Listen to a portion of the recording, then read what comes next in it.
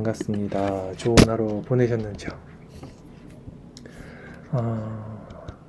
오늘은 데이비드 브레이너드 생애와 일기 페이지 332페이지, 제목은 이것이 신앙인의 모습이다.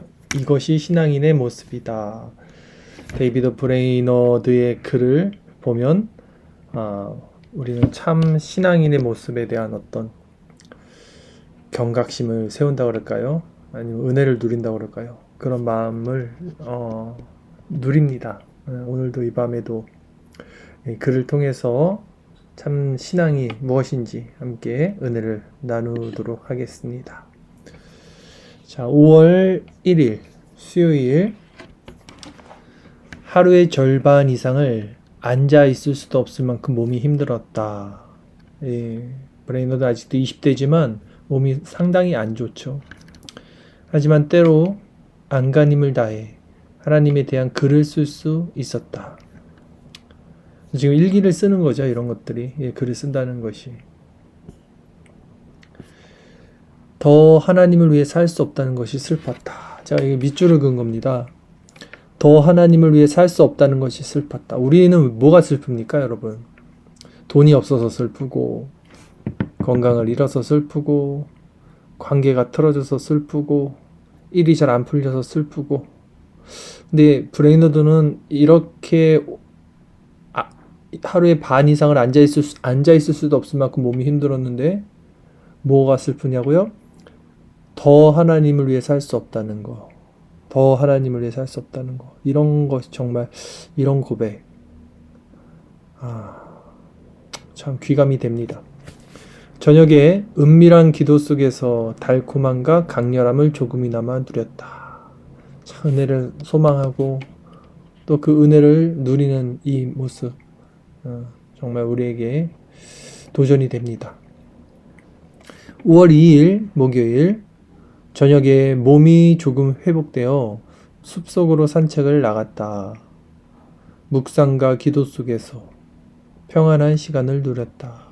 시편 17편 15절, 깰 때에 주의 형상으로 만족하리이다. 말씀을 묵상했다.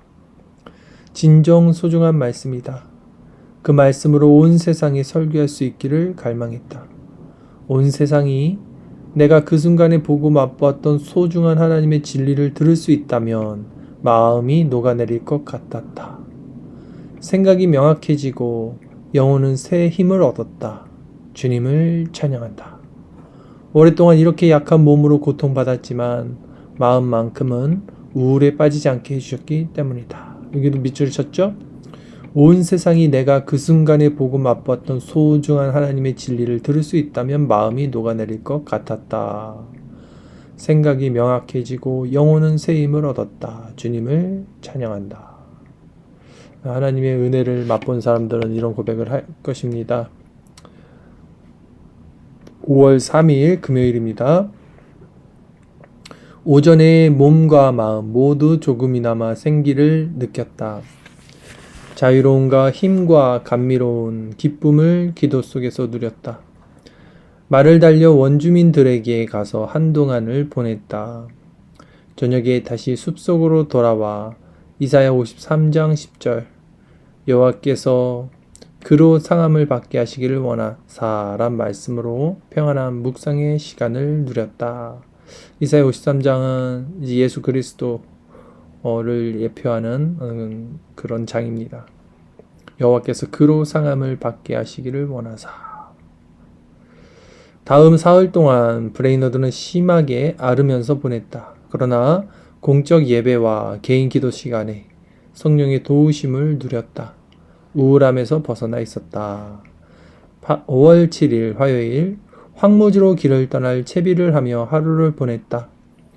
여전히 몸이 약했기 때문에 어떻게 그 어려운 여행을 감당할지 걱정이 되었다.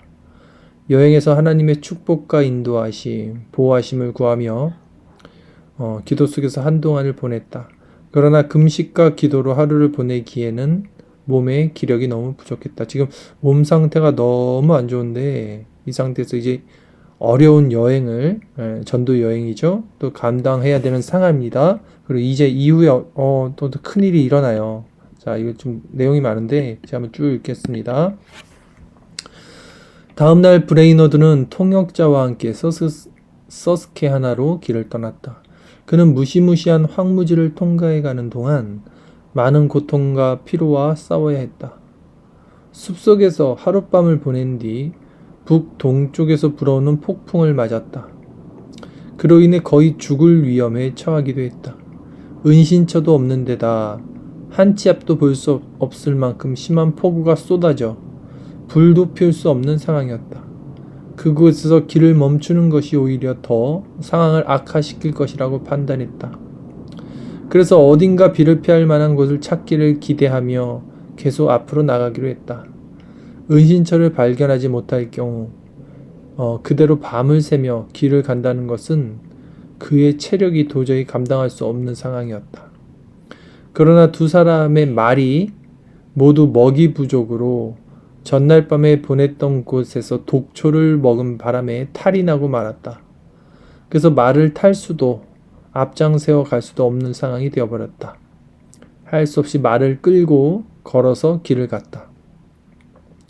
이윽고 하나님의 자비하심으로 땅거미가 질 무렵 한 오두막집에 도착할 수 있었다. 그곳에서 밤을 보냈다. 서스케하나에 도착한 뒤 브레이너드는 강을 따라 100마일 정도를 여행했다. 그리고 많은 원주민 마을과 정착촌을 방문했다. 7, 8개의 부족을 만났고 각기 다른 통역자들을 통해 여러 부족에게 설교를 전했다. 그는 때로 기독교에 대한 원주민들의 반감 때문에 깊은 낙담과 시리에 빠지기도 했다. 또 다른 때에는 그들 가운데 몇몇 사람이 말씀을 듣고 배우려는 관심을 보여주는 것으로 격려를 받기도 했다. 브레이너드는 그곳에서 전에 카우나이믹에서 그의 설교를 들었던 몇 사람을 만났다. 그들은 그곳으로 이주해 온 이들이었다. 그들은 브레이너드가 왔다는 소식을 듣고는 크게 기뻐하며 맞이해 주었다. 기쁜 마음으로 그의 설교를 들었다. 브레이너드는 이 강 유역에 있는 원주민들과 2주를 보냈다. 많은 수고와 고난을 감내해야 하는 시간이었다. 자주 흙바닥에서 잠을 자기도 하고 흙바닥에서 잠을 잔대요. 노천에서 밤을 보내기도 했다. 결국 브레이너드는 황무지에서 말로 이동하는 동안 말라리아에 걸려 알아눕고 말았다. 불덩이 같은 열로 머리와 장기 모두 극심한 통증에서 시달려야 했다. 많은 피를 쏟기까지 했다. 심각하죠? 많은 피를 쏟기까지 했다. 브레이너드는 황무지에서 생을 마감한다는 생각까지 했다. 그러나 결국 한 원주민 상인의 오두막 집에 도착할 수 있었고 그곳에서 묵을 수 있게 되었다. 제대로 된 약이나 음식을 얻을 수는 없었지만 하나님은 일주일 동안 극심하게 앓은 뒤 다시 말을 탈 수 있을 정도로 회복시켜 주셨다. 브레이너드는 강 아래에 있는 중카우타 섬에서 집을 향해 출발했다. 그 섬에는 상당히 많은 원주민들이 살고 있었다. 그들은 대부분의 다른 원주민보다 기독교에 대한 편견에서 더 자유로워 보였다. 브레이너드는 340마일이나 말을 탄 뒤 5월 30일 목요일에야 델라웨어 포크에 도착했다. 몹시 지친 몸과 낙담한 마음으로 집에 도착했다. 그 때문에 기도와 묵상하기가 매우 어려웠다. 그러나 주일에 원주민들에게 설교한 뒤에는 백인들에게도 말씀을 전했다. 이사야 53장 10절 여호와께서 그로 상함을 받게 하시기를 원하사를 본문으로 말씀을 전했는데 어느 정도는 성공적이었다. 몇몇 사람이 그의 설교를 통해 영혼이 소생되었기 때문이다. 다음 날에는 영적인 생명력과 열정이 부족한 것 때문에 많은 어려움을 토로한다. 우리나라 말에 사소고생 이런 말이 있는데요. 진짜 이 브레이너드는 사소고생하는 겁니다. 그냥 여행을 안 가면 되는 거잖아요. 몸이 저렇게 안 좋아요. 근데 이게 놀러 가는 여행이 아니라 전도 여행입니다. 원주민들, 인디언들을 전도하기 위해서 목숨을 걸고 다니는 참 저 몸 상태에서 저렇게 생명을 걸고 전도하고 또 그 와중에도 기도하고 계속 하나님과 저런 신앙생활을 하고 있는 이 브레이너들을 보면 참 할 말을 잃습니다. 부끄러울 뿐이죠. 계속 읽겠습니다. 6월 4일 화요일 저녁이 깊어갈 즈음 하나님의 임재와 하나님의 것들을 깨닫기를 구하며 몸부림쳤다. 숲으로 가서 거의 1시간 동안을 기도와 묵상 속에서 보냈다. 주님은 긍휼을 베풀어 주셨다. 하나님의 거룩하신 것들을 느낄 수 있게 해주셨기 때문이다. 진정세인과 함께 영혼을 소생시키는 은혜의 시간이었다. 그 자리를 떠나고 싶지 않을 만큼 기도 속에서 강렬함과 자유로움을 누렸다. 성도는 바로 이런 이런 은혜를 맛보고 누리고 공급받아야만 살 수 있는 거죠, 사실. 브레이너드가 어떻게 이렇게 힘든 상황에서도 이런 사역을 감당했는가? 그것보다 더 큰 하나님의 위로를 이렇게 받았기 때문입니다. 강렬함과 자유로움을 누렸다. 이런 거. 세상이 줄 수 없는 이 힘, 이 은혜. 이것이 이 성도들로 하여금 세상을 이기게 하는 것이요. 6월 5일 마지막 수요일입니다. 아침에 하나님을 향한 애타는 갈급함을 느꼈다. 저녁에는 홀로 있는 소중한 시간을 누렸다. 하나님의 거룩한 말씀에 대해 분명하고도 감미로운 묵상을 가졌다. 하나님의 것들이 명확하고 확실하게 눈앞에 열리는 것을 경험했다. 자, 은혜 가운데 있게 되면 성령 충만하게 되면 아는 것은 뭔가 분명해집니다. 명확해지죠. 뿌연 안개처럼 그냥 지식관념으로 알았던 하나님이 아니라 확실하게 알게 되는 어떤 그 명확함이 있다는 거죠. 마치 하나님의 인장이 그 말씀 위에 새겨진 것 같았다. 내 영혼은 기도 속에서 크게 확장되고 새로워졌다. 계속 기쁨 속에서 기도할 수 있었다. 기도 가운데 영혼이 확장된다. 영혼이 새로워진다. 진짜 이런 은혜 진짜 우리에겐 필요합니다. 다른 지체들과 소중한 목회자 형제들을 위해 기도할 때 은혜로운 도우심을 받았다.